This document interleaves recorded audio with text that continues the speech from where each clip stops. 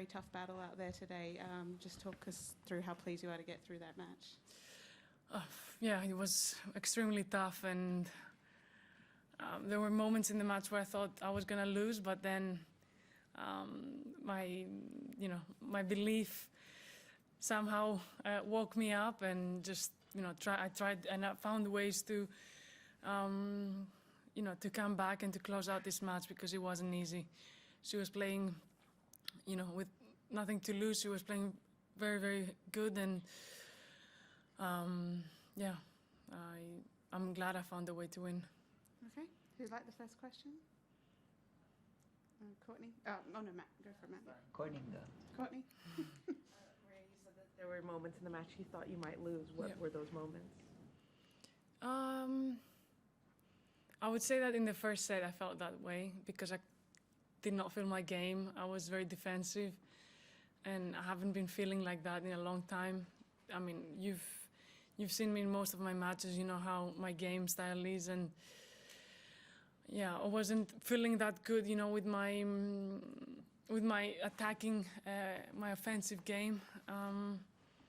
But then I think because I've worked a lot of hours, I was able to find a way.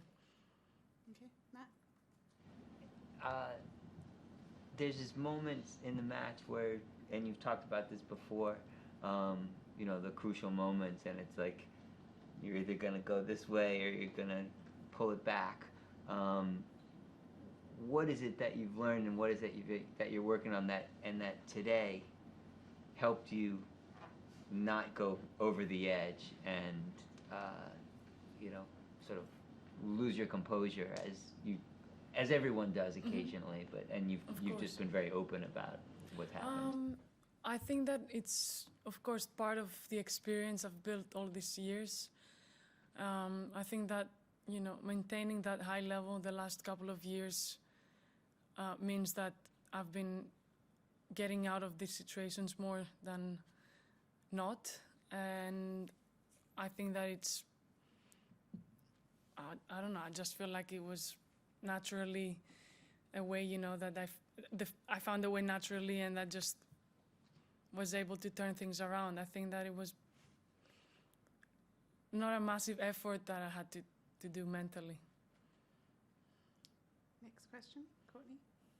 So what were the solutions, and when did you feel like you started to be able to reel things back? Obviously, you got the good start in the second set, but was that a matter of her game kind of coming back to earth a little bit, or do you make adjustments that you saw pay off pretty quickly? I made adjustments. I feel like I started being more aggressive. I started going after my shots a little bit more, and just not losing my mind. I feel losing the first set was, I think, the main thing. Obviously, I did a lot of talking, which wasn't good during the match, but at the end of the day, it was good that I was able, to control that, and I was able to just, as you said, in the tight moments and in the moments where I had to, I just raised my level by being more, aggressive. And I felt like the girl was hitting the ball very, very hard. So by pushing the ball, I had no chance. Okay, this gentleman up here. Was it anything in her play that sort of surprised you? I mean, surprised me. She's a very good player. I knew that from before. But the power that she has on her forehand and on her serve was, I haven't seen that in a while from a young player. Obviously, we know Coco is the same age as her, but she's a lot taller, a lot more built, and the amount of the speed and the acceleration she had in those two shots was impressive, and her movement as well. She was getting back every single ball. Just behind, up the back, yeah. It obviously didn't affect you personally today being on a stadium, but what is, I guess, the feeling in the player area given all of the sort of scheduling hold-ups? Do you have sort of sympathy for other players that are in this holding pattern at the moment because of the weather?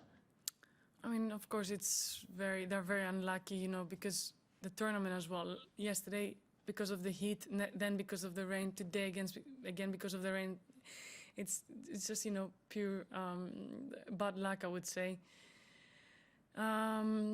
Obviously, it's not easy just to, stay here the entire day, and it's very tiring and very draining. And I've, before I got to that level and, having the privilege and the chance to play on the big courts and just under the roof, I've been there a lot of times, and it might happen again that I will have to, hang around the entire day because of the weather, and it's not pleasant for sure, but you cannot control that. You cannot control the weather, unfortunately. Next question, Matt. Again. You mentioned you did a lot of talking today. I have to ask you, since I saw that the Netflix show the other night, which focuses on some of your talking, and there's that moment where you said something about doing something to poor Tom's neck. Neck? No. You didn't say it was. I thought it was like I'm gonna break your neck. The racket. What? I'm gonna break the racket. Oh, break the racket. Okay, I misheard. Do you think I'm that violent that I would break my coach's neck? That's what it sounded like. So okay, glad. No, the racket. Okay. I'm a nice person, trust me. That's why I was so shocked by it. No, I think that it wasn't, it was tough to hear and tough to understand what I said, but I for sure said the racket, and no, I'm not that aggressive with anyone around me. What was some of the talking you're doing today? Just, I don't remember, like telling myself that I knew where she was serving, but then I wouldn't move on that side and things like that, tactical things. Okay, after that.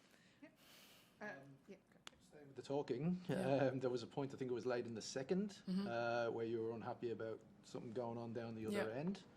What was that about? I think that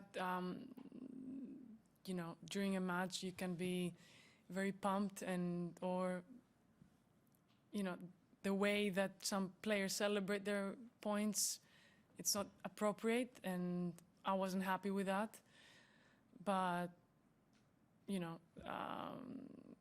she never did it again. That was very nice of her. So it was that was it. Okay, we'll do two more there and then finish with Courtney. Yeah. Yes, you. Yeah. There has been some talk about the Netflix curse from the people who participated in season 1. Is it anything that concern you? Netflix curse? I've never heard that. Some of the participants have been injured, and some others have lost their games. I mean, the only one that I can think of is Matteo, but I mean, Matteo lost his match 7-6 on the fifth set. I personally have to say that they only bring us luck. And yeah, I enjoy my time with them because they're nice people. Trust me, they're very, very nice. And if you let these thoughts and this energy affect you, then it's when bad luck comes, comes and, like, I don't know, let's say affect you. But I would say that because they're all very nice and they all are very respectful, they have only brought me good luck. Obviously, some tournaments I play bad because I play bad. It's not because of them. But yes, overall it has been great. Okay, last one, Courtney, and then we'll go to Greg. Courtney? Just looking ahead to next match, it'll either be Jill Teichmann, who's obviously a very talented and very tricky opponent, or Julin. If it is Jill, what do you make of her game, and what do you think the key is moving on from this match to get ready for that one? I haven't played Jill ever in my life, so I know that she's very, very talented, probably one of the most talented players on the tour. She has those tournaments where she's unbeatable. But again, I know it will sound a little bit cliche. I trust my game. I trust my abilities. I know that I haven't been playing my best tennis yet, but it's better to keep to keep improving and keep the good part for the later stages of the tournament. And yeah, I'm just gonna enjoy today's win and see who wins, and then plan accordingly. Okay, thank you. We'll switch to Greek language. Yeah, go ahead.